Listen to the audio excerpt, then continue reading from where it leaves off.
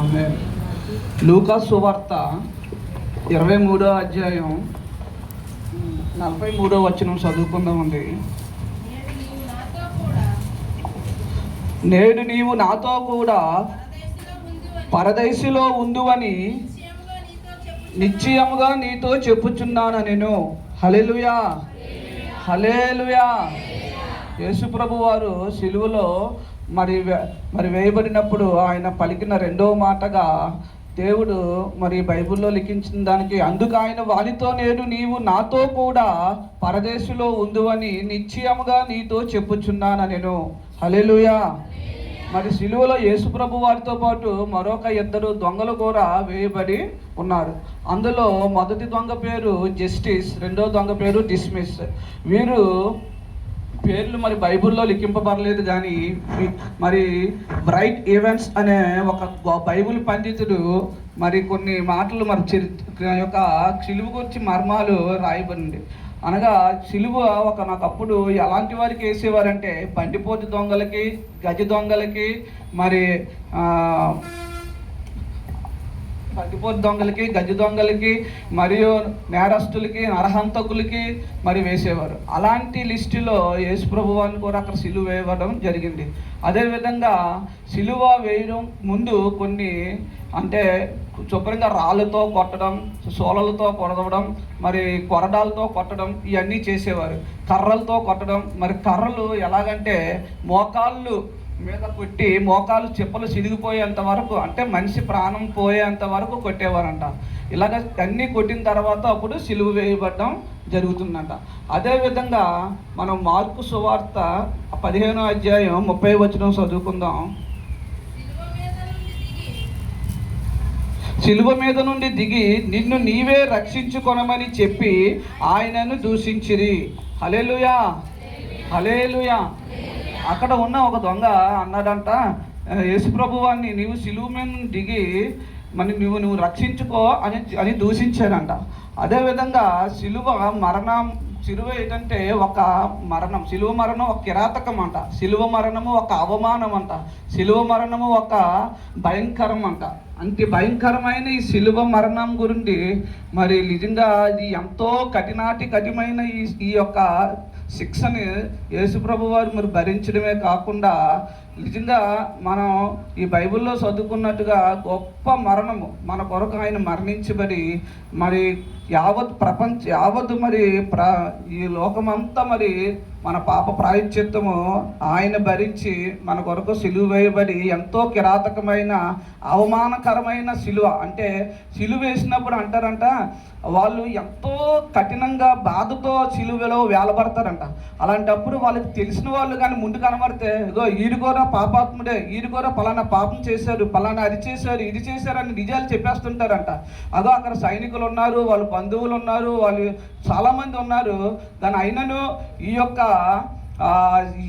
యొక్క వేదనలోని బాధల్లోని నాకే ఇలా సిలువ వేశారు, మరి వారికి కూడా వెయ్యాలి, ఇలా కానీ ఏవేవో మాట్లాడడం జరుగుతుంటుందంట.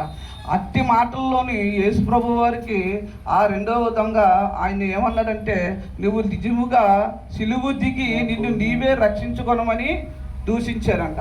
హల్లెలూయా, హల్లెలూయా. యోహాను సువార్త 19వ అధ్యాయం 21వ వచనం చదువుకుందామండి.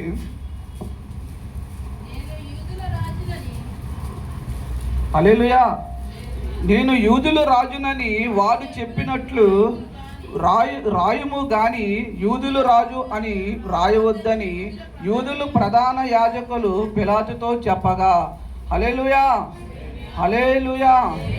యేసు ప్రభు వారు సిలువ వేసినప్పుడు ఆ పైన INRI అని ఒక సింబల్ పెడతారు. అది దానికి అర్థం యూదుల రాజు. యేసు ప్రభు వారు యూదుల రాజు అని మరి అలనాడు మరి రోమా ప్రభుత్వం వారే రాయించడం జరిగింది. హల్లెలూయా, హల్లెలూయా. అదేవిధంగా ఒక చిన్న కథ అండి. ఒక ఊరిలోని ఒక వ్యక్తి మరి ఒక పాస్టర్ గారిని పిలిచారంట. పిలిచి అయ్యగారు ఇలా రండి, మేము అర్జెంటుగా రండి అంటే ఆయనకు ఒక కోరిపాలెం ఉంది, అక్కడికి రమ్మన్నారంట. అక్కడికి వచ్చిన తర్వాత అక్కడ పాస్టర్ గారు ఎందుకయ్యా నన్ను రమ్మన్నావు అని అంటే అప్పుడు అయ్యగారు ఇగో ఈ కోడిపెట్ట మీద చేయి వేయండి అన్నారంట. ఆ కోడిపెట్ట మీద చేయి వేసినప్పుడు ఏంటయ్యా కోడిపెట్ట ఎప్పుడో చచ్చిపోయింది, దీని మీద చేయవేయమంటున్నావు, ఇది చల్లగా అయిపోయిందంటే అప్పుడు చెప్పారంట, ఈ వీధిలో విజిల్ అనే ఒక జంతువు తిరుగుతుంటుందండి, ఈ కోడిపెట్ట రక్తము లాస్ట్ వరకు పీల్చేసి అది వెళ్ళిపోయిందండి, కానీ ఈ కోడిపెట్ట కిందన తన పిల్లలు ఉన్నాయి చూడండి అంటే, అవును ఉన్నాయి అన్నారంట. అప్పుడు ఆ దైవజనుడికి ఒక అవకాశం వచ్చిందంట. ఈయనకి ఎప్పటి నుండో సువార్త ప్రకటించాలి, ఎలా చేయాలి అనుకున్నప్పుడు ఈ అవకాశం వచ్చిందంట.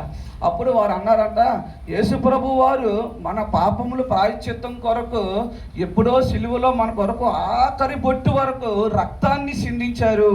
హల్లెలూయా. అందువలన మనకి ఆయన యొక్క రక్తం సిందించిన బట్టే మనకి ఈరోజు మన పాపాలన్నీ ప్రాయశ్చిత్తపడి మనకి ఈరోజు దేవుని రక్షణ మనకి వచ్చింది అని ఆయన చెప్పారంట. అదేవిధంగా లూకాసు వార్త 23వ అధ్యాయం 39వ వచనం చదువుకున్నామండి.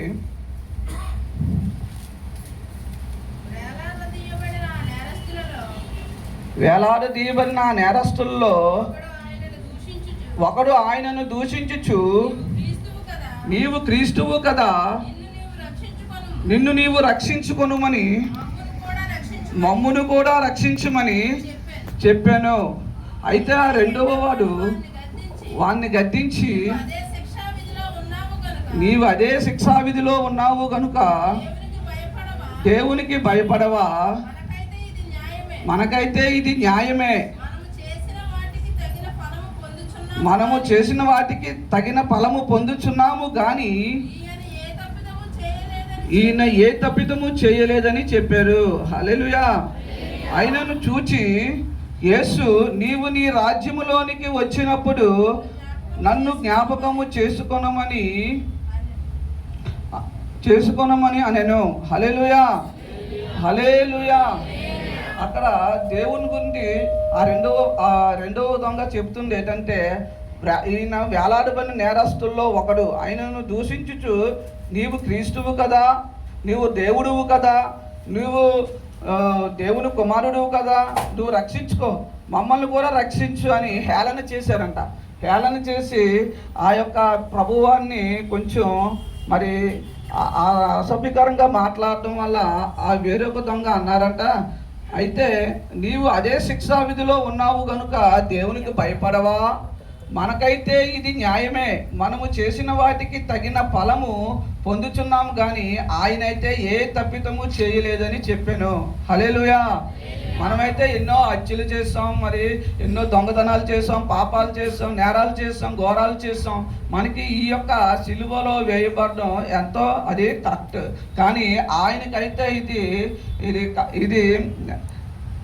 ఆయనకైతే ఇది తగదు అని ఆ యొక్క రెండవ దొంగ చెప్పినప్పుడు ఆ రెండవ దొంగ అన్నారంట, ఆయన పశ్చాత్తాపడి దేవుడు నన్ను ఈయన దేవుడు కనుక నిజంగా దేవుడే, ఎందుకంటే ఆయన ఇన్ని మాటలన్నా ఆయన సమాధానం చెప్పలేదు, ఆయన క్షమించే గుణం ఆయనకు ఉంది.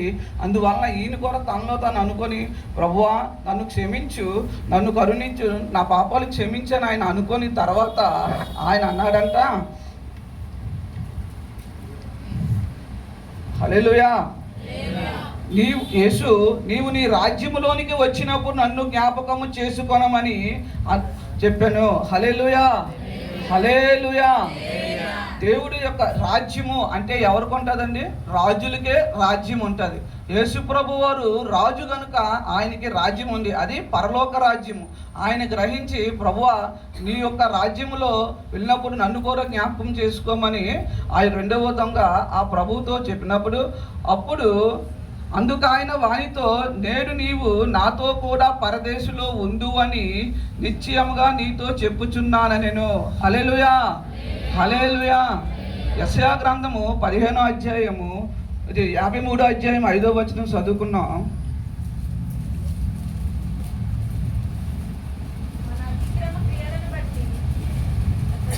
మన అతిక్రమణ క్రియను బట్టి అతడు గాయపరచబడిను,